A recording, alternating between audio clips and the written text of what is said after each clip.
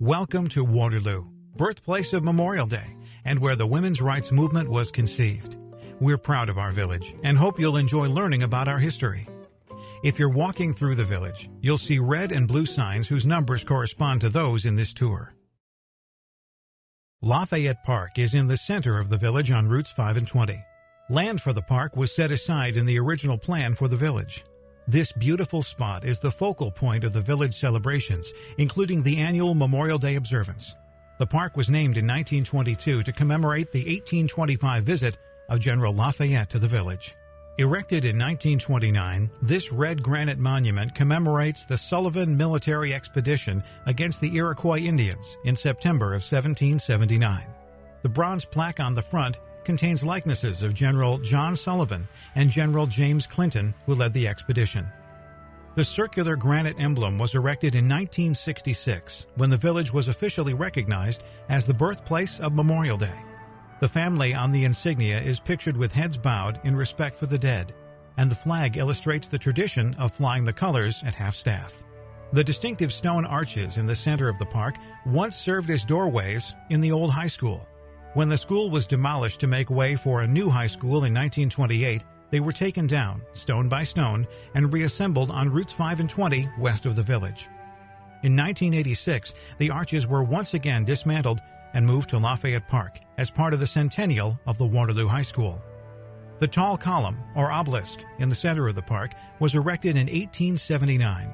It commemorates the destruction of the Cayuga Indian village, Scoyes, by Sullivan's army in 1779.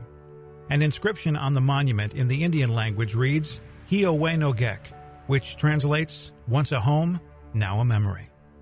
The first monument facing Memorial Day Place honors those who served during the Korean War.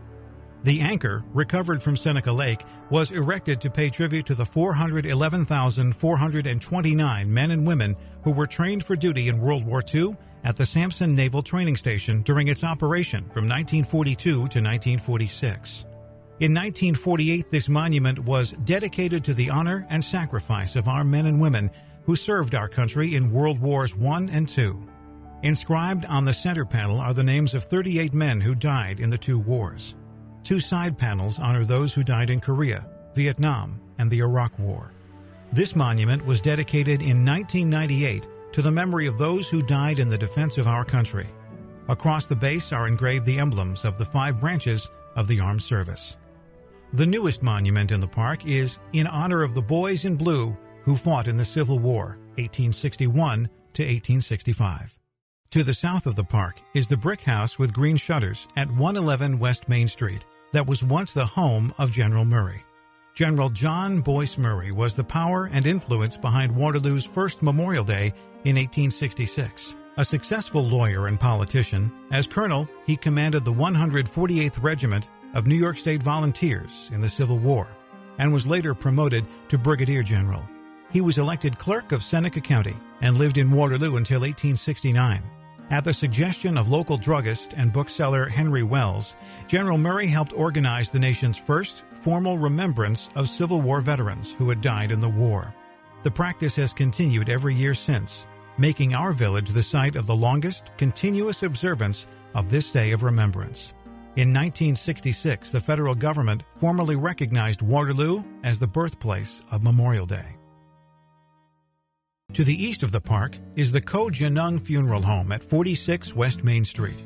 The business was established in 1852 by Seth J. Jennings, a furniture and cabinet maker who also made coffins. The business was purchased by Roderick E. Coe in 1983. It gained its claim to fame on March 23, 1899, when Seth's son, Charles A. Jennings, using a new method he was then developing, embalmed the body of George Bill Bailey, age 45, a 6-foot-tall, 200-pound local farmhand who had died with no near relatives. The method proved successful and led to the patenting of new instruments that, with improvements, are still in use today. For 7 decades, Bill Bailey's body, clad in a white loincloth, was available for viewing at Jennings' establishment, visited by funeral directors, embalming students, school children, and the general public. In 1971, 72 years and 4 months after Bill Bailey died, Charles's grandson, John S. Jennings, made the decision to provide him with a respectful funeral and burial. Bailey was fully dressed and placed in a casket. Calling hours were held, and Episcopal and Roman Catholic clergy officiated at the service that was covered by area newspapers and television. Bill Bailey is buried in the Jennings plot in Maple Grove Cemetery. North of Lafayette Park on West William Street is the Seneca County Courthouse. Completed in 1818, the courthouse allowed the county seat to move to Waterloo from Ovid in the southern part of the county.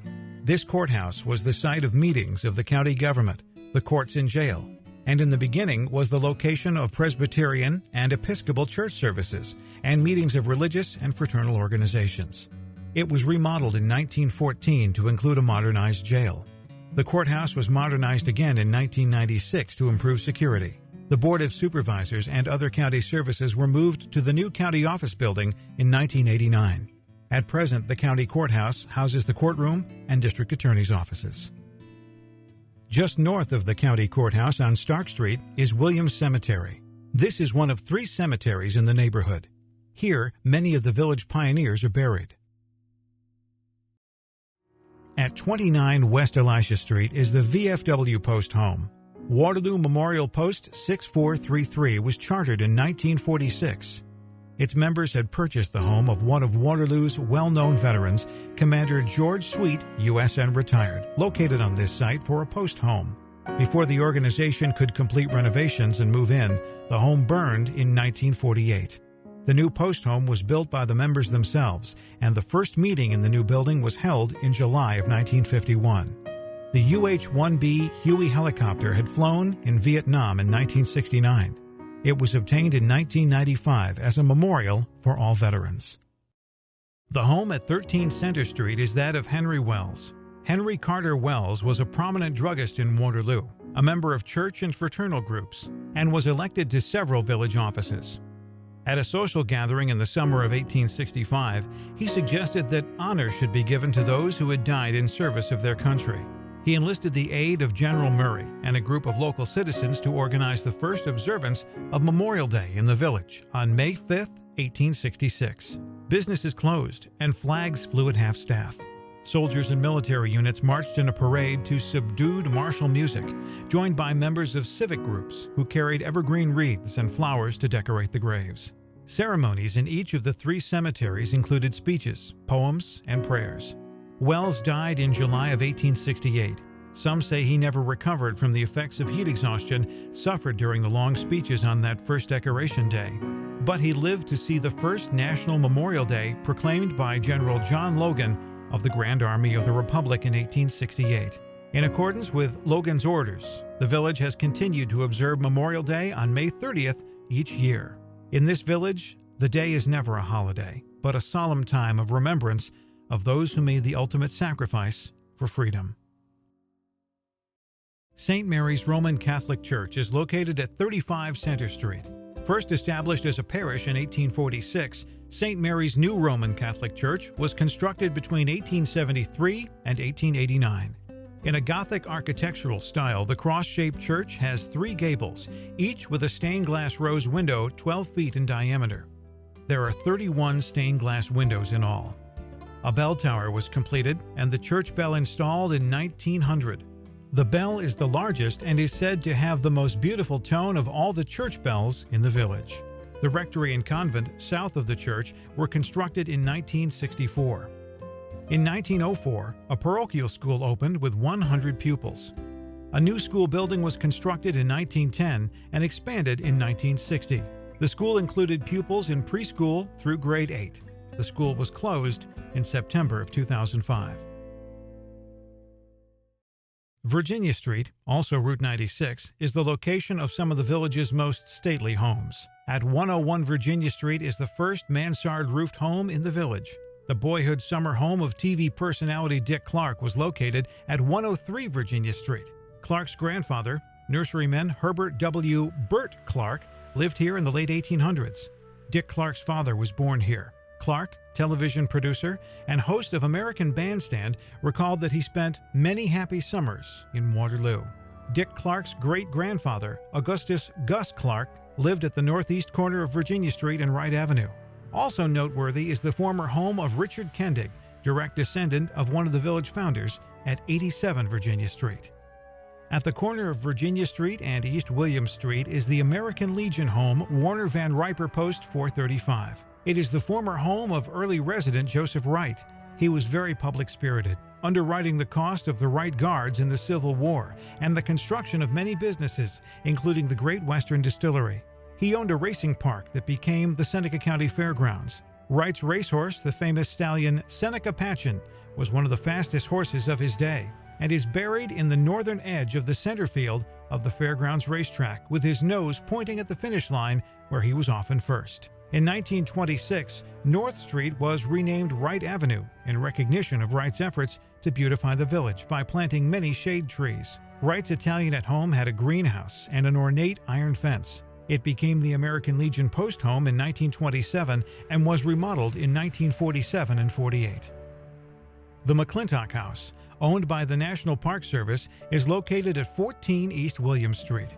The first Women's Rights Convention, held in Seneca Falls July 19th and 20th, 1848, was planned at a tea party at the home of Richard and Jane Hunt at 401 East Main Street. Elizabeth Cady Stanton, Lucretia Mott, and other women who met at the Hunt's house July 9th, 1848, gathered the following Sunday, July 16th, 1848, at this home of Quakers and activists Thomas and Mary Ann McClintock.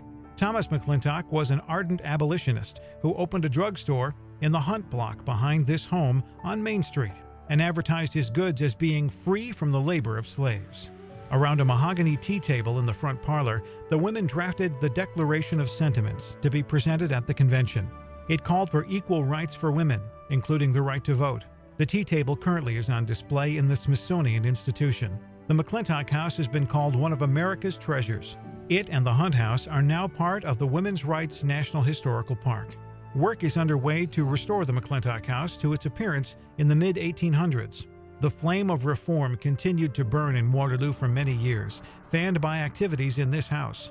Quakers and other Waterloo residents advocated not only for nonviolence and the rights of women, but also for freedom for slaves. Prominent abolitionists and women's rights speakers came to town and found a receptive audience. The Waterloo United Methodist Church at 21 East William Street was organized in 1833 as the Methodist Episcopal Church of Waterloo. After the first church on the corner of Elisha and Virginia Streets burned, a new church was built and was used until this larger church was constructed in 1895. A brick and stone church with Romanesque style, it features an 85-foot tower crowned by a tall steeple. It was listed on the National Register of Historic Places in 2004. The Waterloo Library and Historical Society, Terwilliger Museum, and Fatzinger Hall is located at 31 East William Street. Built in 1881, this building is fenced and trimmed with decorative wrought iron manufactured in Waterloo. Inside, the library features stained glass windows and attractive woodwork. In the south room of the library are two bas-relief sculptures, copies of Thorwaldsen's famous Day and Night, made in Italy by Randolph Rogers, renowned sculptor who was born in Waterloo and who modeled the bronze doors in the rotunda of the Capitol in Washington, D.C. Fatzinger Hall upstairs is named for Thomas Fatzinger, local industrialist who donated $5,000 as an endowment to fund the library and remained its greatest benefactor. A popular lecture hall with a stage that has a trapdoor, it is still used for performances. At Fatzinger Hall on January 31st and February 1st, 1894, Susan B. Anthony addressed a women's suffrage meeting advocating a change in our Constitution to allow women to vote. Abolitionists Frederick Douglass and William Lloyd Garrison were also popular speakers. The Terwilliger Museum edition contains paintings and artifacts illustrating the history of the village. Many are arranged in theme rooms. The bull wheel in the side yard was used in the former woolen mill to transfer power, initially from a raceway from the Seneca River to the mill machinery. St. Paul's Episcopal Church, located at 101 East William Street, was organized in 1817. The Episcopal Church is the second oldest congregation in the village. For the first few years of its existence, the church met in the Central Schoolhouse, located on this lot, and in the Courthouse. The first church, of wood frame construction, was built in 1825. In 1863, when that frame building was no longer needed as a church, it was sold and moved to Virginia Street, where it later became the home of Rose Hill Grange. The cornerstone of the present building of local limestone was laid June 9, 1863, and the church was completed in about 2 years. For a few years, the town clock was located in the church tower. The church bell, weighing about 1,200 pounds, is tuned to C natural. The church parish house on the east was built in 1916. A bowling alley in the church basement was a popular sporting facility where bowling leagues competed for many years. At 42 East Main Street, you will see the twin-spired First Presbyterian Church. Organized in July of 1817, Presbyterians are the oldest congregation in the village. Their first church was constructed west of the courthouse on land donated by Elisha Williams and Reuben Swift in 1823. Located on the site of the former high school, it was the first edifice built for Christian worship in Waterloo. In early 1850, Reverend Samuel Gridley announced his resignation, saying that the church was full, so his work there was completed. That prompted church members to build this handsome brick church, which was dedicated in November of 1851. Its membership at the time was the largest in western New York outside Rochester and Buffalo. In 1880, a chapel addition was constructed adjoining the main church and memorial stained glass windows installed. The stained glass window behind the altar in the rear of the church is by Louis Comfort Tiffany. The church bell, installed first in the Old White Church in 1827, weighs 1,200 pounds and is tuned to E flat. It is the oldest in the village. The Memorial Day Museum is located at 35 East Main Street. Built about 1840 and adopted by the Waterloo Library and Historical Society in 1965, this brick house is noted for its distinctive front porch. The former boarding house has been restored to its 19th century graciousness with authentic furnishings, window treatments, and wallpaper. The pump organ was made in Waterloo. The museum contains papers documenting the history of Memorial Day in the village, its designation as the birthplace of Memorial Day, and memorabilia, period clothing, and military uniforms from the Civil War to the present. The museum is open during the summer. The brick house at 31 East Main Street, 2 doors west of the museum, is the former home of Frederick Furness. He was the inventor of the Furness sleeping couch car for railroads in 1858. He later sold his invention to George Pullman, who organized the Pullman Company and manufactured the Pullman sleeping car. The original Furness patent model is at the Terwilliger Museum. On the north side of East Main Street is the Main Street Shop Center. This development was created by local businessman Laverne Sessler in 1990 by converting 3 adjoining brick business blocks built by Richard P. Hunt in the late 19th century. The shop center's interior was designed like an old-fashioned Main Street in the 1920s, with a popcorn wagon, wood-trimmed storefronts, and an ice cream parlor. Special touches include an oak staircase, tin ceilings, and an external glass elevator. Local artisans created the mural on the lobby wall and the mosaic seal of Waterloo in the floor. A barber shop and shoe repair shop continue to be located in the spaces they had occupied on the first floor of the original buildings. The Cornell Cooperative Extension is located on the 3rd floor. The revitalized shop center sparked a new spirit of pride in the village, inspiring other store owners to spruce up their storefronts. The Community Bank, the distinctive building on the corner of Virginia and Main Streets, originally was the Towsley House Hotel. It was constructed by Alonzo Towsley, who sank his entire fortune and those of many investors into the building. It was the finest hotel building in western New York when it was completed in 1870. Much of the building's stone came from nearby, and the stonework was considered the wonder of the day, with window arches, carved stone entrances and doorways, and graceful Grecian columns. The hotel originally had a mansard roof 4th story that was destroyed by fire in 1899, along with half the north length. A quote from Becker's history book: "For days a spirit of sadness enveloped the village. There were few people on the streets. Nothing like the feeling resulted from this great loss was experienced before, nor has been since. It was a period of genuine sorrow over a public loss." Towsley House property was sold in 1903 after remaining vacant for several years. It was converted to the First National Bank of Waterloo in 1923 and has been the home of several banks since. Traveling south on Route 96 after passing the business block, you will be on Washington Street and will cross the bed of the former Cayuga and Seneca Canal, which was abandoned when the new barge canal was constructed farther south in 1914. The old canal was filled in during the 1950s, providing a parking lot and access to the rear of the West Main Street businesses. The commercial buildings on the east side of Washington Street are some of the oldest in the village. Moore's Furniture Building across the street was built by the Waterloo Organ Company, which manufactured Malcolm Love, Vaux Changeable Pitch, and other pianos here. New York State Electric and Gas Company operates a power station at the bridge on the east. Across the present Seneca-Cayuga Canal is the earliest part of our village. In 1792, Samuel Bear came here looking for a place to settle. He saw the possibilities of using the Seneca River's power for a grist mill. In this first year, by arrangement with the Cayuga Indians, he cleared land for a settlement, built his home, and started other improvements before returning to Pennsylvania for the winter. The next spring, he returned to Scollets with 3 millers, Casper, John, and George Yost, and with his cousins John and Ephraim Bear.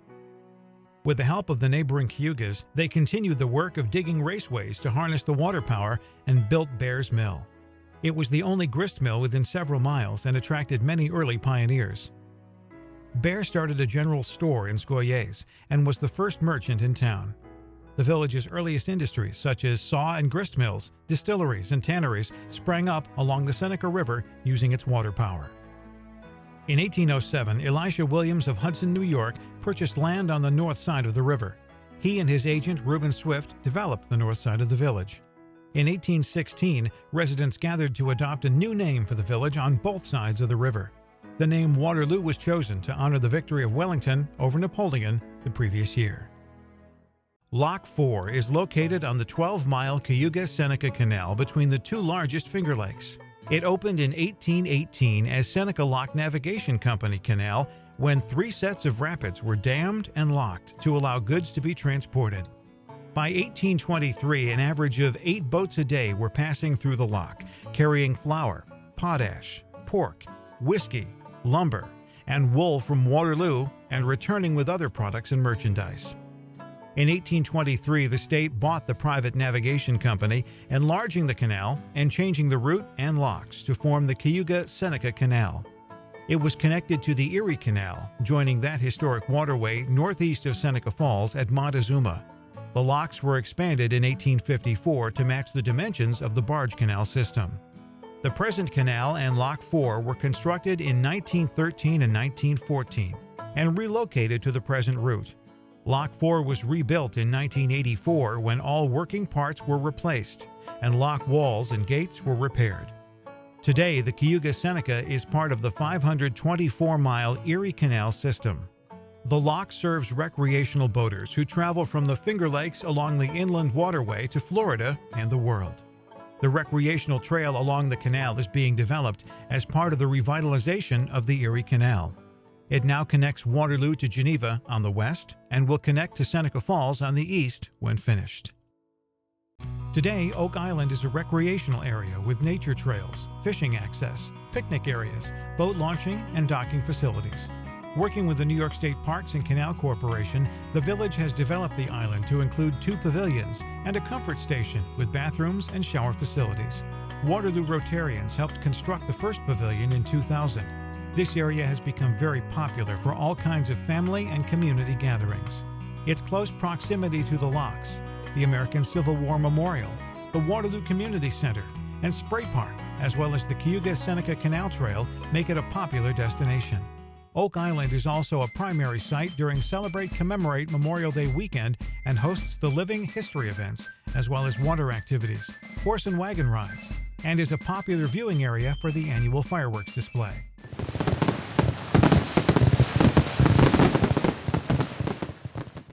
The recreation trail, Vern's Way, was developed to provide easy access from Oak Island to the downtown business district on Main Street. This walking path was created in 2005 and was a cooperative effort that included the village, several local businesses, and community organizations. From its inception, it has been adopted by Waterloo in Bloom, the village's beautification committee. It was named in honor of local businessman Laverne Zessler. The American Civil War Memorial pays tribute to the sacrifice made by citizens of Waterloo during the Civil War and recognizes the soldiers from the North and South who gave their lives in the conflict. The memorial, designed by sculptor Pietro del Fabbro of Princeton Junction, New Jersey, is located on Lock Island along the Cayuga-Seneca Canal, part of the Erie Canal system. The design incorporates the memorial into the historic canal environment of Waterloo and provides a destination for visitors arriving from town, those hiking the planned recreational trails, and boaters cruising the inland waterway. The memorial includes individual cenotaphs for each man from Waterloo who died in the Civil War, and a north-south cenotaph recognizing all lives lost. The north-south cenotaph is constructed of stones sent from the 36 states which were in existence at the end of the Civil War. A women's cenotaph commemorates all the women who served during the war. The unit cenotaph lists the regiments in which the men of Waterloo and Seneca County served, and the Civil War battles they fought in. The central feature of the memorial is a marble star stone set in a cedar-lined enclosure with a stone portal. A flame of remembrance burns in the portal opening. A stele on the western point of the island marks the site for travelers arriving by water. The memorial has a flagpole carrying the United States flag of 1865. The flag, star stone, and trees are illuminated at night. The townspeople of Waterloo were involved in the creation of the memorial. During the summer of 2007, residents worked together on the project, carving the limestone cenotaphs. The star stone is incised with 620 stars gilt with 22-karat gold. Each star represents 1,000 lives lost in the conflict. Using star drills, townspeople, visitors, and reenactors worked with Pietro to create the stars. As part of the project, residents landscaped the memorial with flower beds and lilac and cedar plantings. On July 12, 2008, New York Giants coach Tom Coughlin returned to his hometown, Waterloo, New York.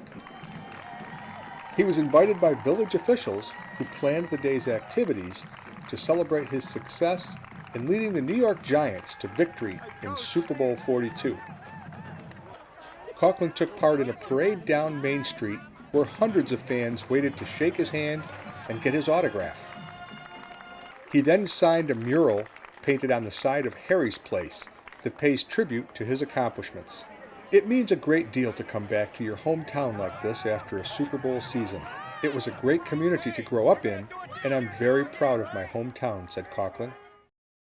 In 2006, the village board decided to have a mural painted on the south side of the village office building at 41 West Main Street. The mural would serve to welcome and attract travelers from Oak Island and Verns Way. It was decided to highlight Waterloo's heritage in the visuals that would be included in the mural design. Muralist David Sirotkin was given the concept, and he proposed the Waterloo History mural design. Repairs were made to the building wall, windows were covered, and the mural was painted during the spring of 2007. A legend was created and mounted on a pedestal so that visitors could read about the significance of the various pictures.